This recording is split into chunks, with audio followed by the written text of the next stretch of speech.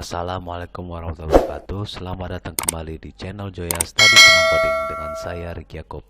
Di video kali ini kita akan membahas mengenai tag heading dan paragraf pada HTML beserta penggunaan dan contohnya sehingga kita akan melihat dengan jelas gambarannya. Oke teman-teman, kita buka folder HTML-nya.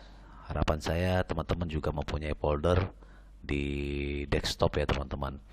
Kita bisa juga membuka folder HTML ini dengan cara mendrag lalu arahkan ke sublime text-nya teman-teman, dengan cara klik kiri lalu tahan lalu drag foldernya ke arah sublime text seperti ini. Oke, bila muncul ada dua window seperti ini, di close aja yang window keduanya. Ini sekarang statusnya sudah aktif ya teman-teman di folder HTML-nya. Jika teman-teman mau melihat foldernya, teman-teman bisa klik view-nya, lalu sidebar, lalu show sidebar ya teman-teman. Nah, ini sudah kelihatan foldernya ya teman-teman. Lalu seperti biasa kita akan create new file atau create file baru dengan cara sorot ke folder HTML-nya, lalu klik kanan, lalu pilih new file. Sebelum itu, seperti biasa kita save filenya, Ctrl S, lalu kita buat namanya seperti biasa belajar 3.html. Jangan lupa .html-nya ya teman-teman. Lalu save. Setelah itu seperti biasa kita buat struktur HTML-nya dengan mengetik HTML lalu kontrol spasi. Lalu kita buat title-nya itu belajar, heading dan paragraf. Oke, kita langsung ke topik pembahasan mengenai heading, teman-teman. Oke, saya kasih tag komentar supaya ada penandanya ya, teman-teman. Heading, begitu. Oke, heading ini sangat berperan penting ya, teman-teman, dalam artikel suatu halaman web. Misalkan jika artikel di halaman web tidak memiliki judul, mungkin web kita akan kelihatan aneh, tidak menarik, tidak bagus karena tidak ada judul dan juga subjudul. Tentu saja kita akan bingung membacanya. Karena itu kita sangat membutuhkan heading pada halaman web kita. Baik teman-teman, kita langsung saja membuat heading dimulai dari H1 sampai H6. Di dalam tag H1 ini saya akan memberi teks sesuai dengan nama heading ya teman-teman. Maksudnya H1 itu heading pertama juga, lalu H2 heading kedua. Begitu ya teman-teman.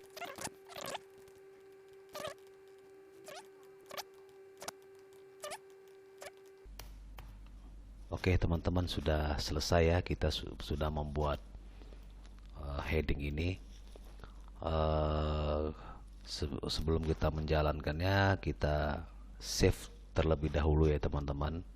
Caranya Ctrl S atau file save, lalu klik kanan, open in browser. Nah teman-teman, sekarang teman-teman dapat melihat kan. Jadi heading pertama sampai heading ke-6 yang lebih menonjol itu heading pertama dibandingkan dengan heading level-level berikutnya. Jadi heading level pertama biasanya merupakan judul penting atau judul utama. Sedangkan heading level berikutnya merupakan bagian atau subjudul dari judul utama.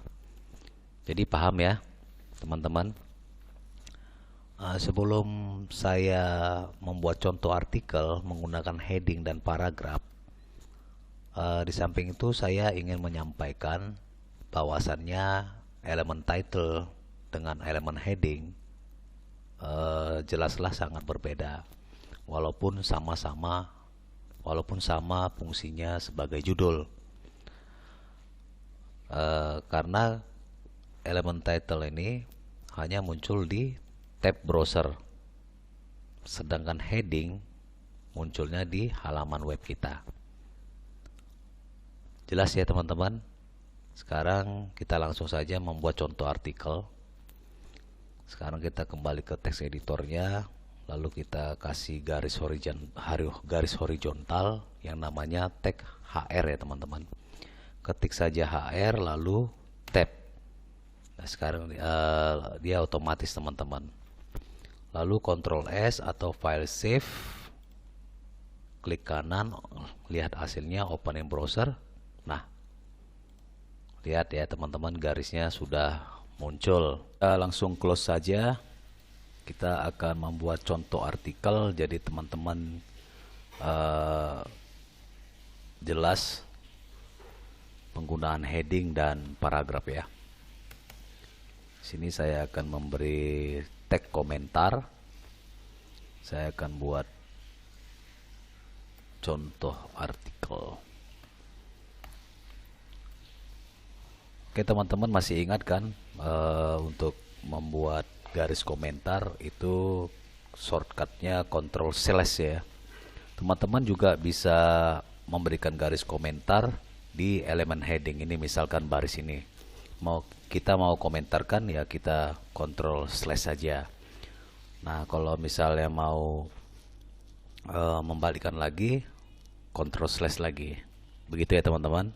Oke, kita kembali ke topik selanjutnya. Di sini saya akan memberikan H1. Saya akan tulis web programming.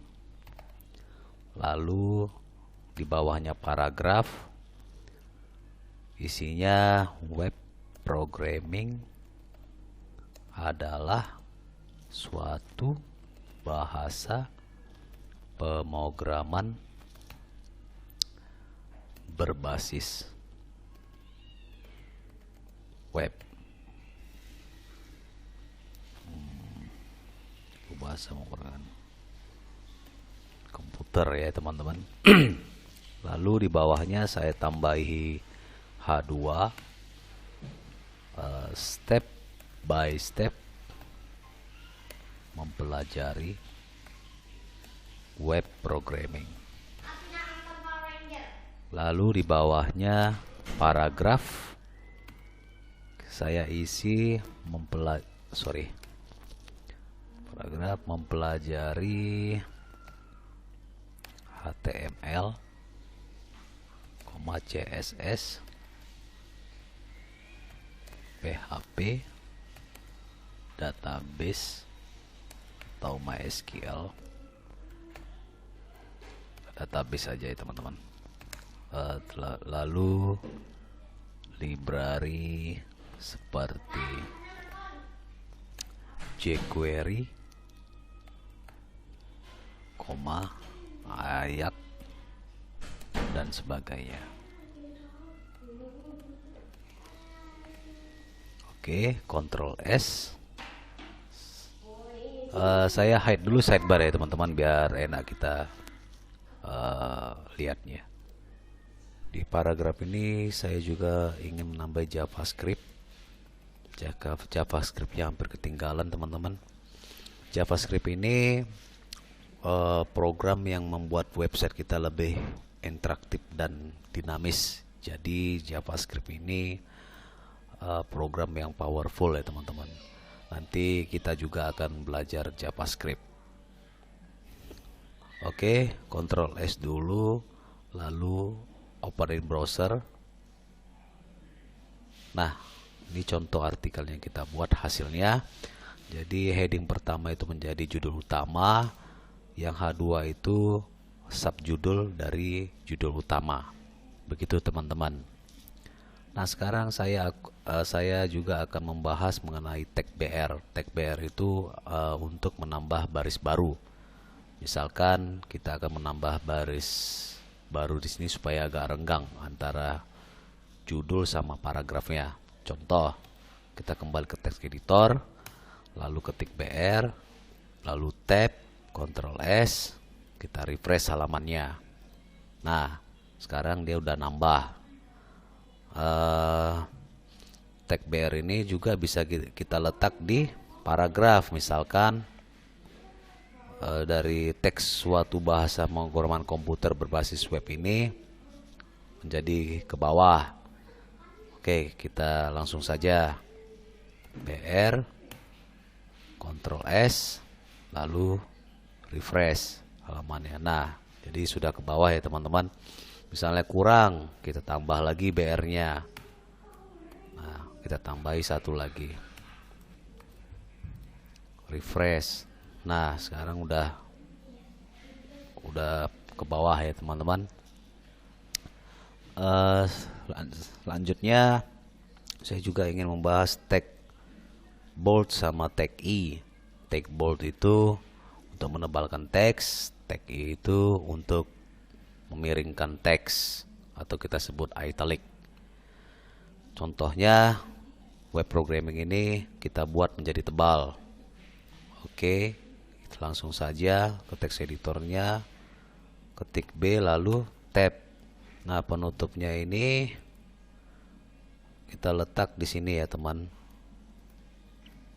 Ctrl S lalu refresh. Nah, sekarang web programmingnya sudah tebal.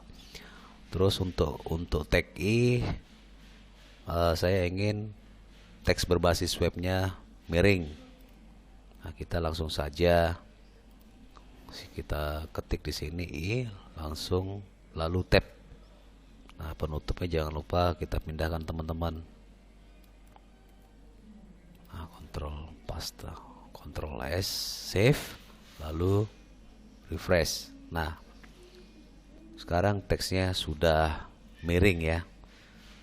Nah, sekarang ada dua tag lagi yang saya ingin sampaikan. Sebelumnya di video sebelumnya saya belum menyampaikan. Ada namanya tag strong dan M. M itu emphasize. Oke, biar jelas saya buat tag komentar. Ctrl / tag strong dan tag M. Kedua tag strong dan tag M ini berfungsi jika kita ingin membuat teks itu menjadi penting atau ada maknanya. Contohnya kita buat paragraf baru, isi teksnya jangan pernah menyerah jika kita belajar bahasa pemrograman. Harus banyak-banyak latihan. Oke, kita save dulu, lalu open browser. Nah, paragraf yang baru saja kita buat sudah muncul di halaman web kita. Langkah baiknya kita buat garis horizontal ya teman-teman. Kita ketik HR aja di sini, lalu Ctrl S, kita refresh. Nah, oh ya teman-teman, saya juga ingin memberitahukan kalau misalkan teman-teman menambah teks harus ada tagnya ya teman-teman. Kalau misalkan teman-teman menambahkan paragraf, teman-teman harus memakai tag P. Kalau teman-teman menambah teks untuk judul, teman-teman bisa menggunakan heading ini. Teman-teman terserah mau pakai heading 1, 2, 3, itu tergantung kebutuhan teman-teman ya. Oke, kita lanjut ya teman-teman. Jadi jangan pernah menyerahnya. Saya akan berikan strong dan pemrogramannya ini, teks pemrograman ini saya kasih emphasize. Kita langsung ke editornya, ketik strong, tab, penutupnya kita pindahkan ke mari. Setelah itu M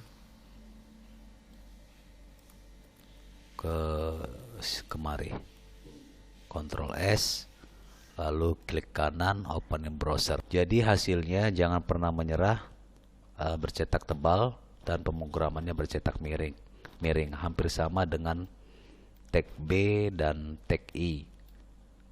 Efeknya kelihatan hampir sama, tetapi dapat dibedakan fungsinya.